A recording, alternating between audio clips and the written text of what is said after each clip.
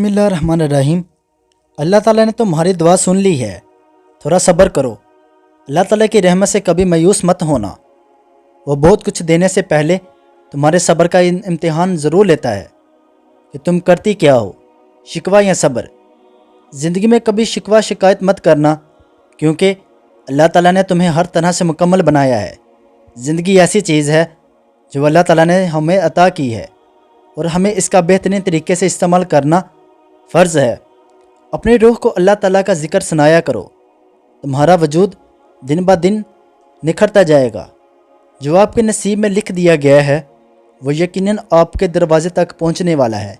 सिर्फ़ अल्लाह ताला ही है जो आपके दिल के बोझ को हटा सकता है।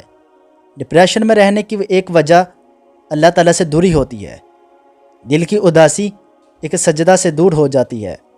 अल्लाह ताला ने हम सब को इस कुरान की कई वजह अता की हैं, बस हमें उन वजूहात को अपने पास रख कर ज़िंदगी गुजारनी चाहिए और अल्लाह ताला का शुक्र अदा करना चाहिए।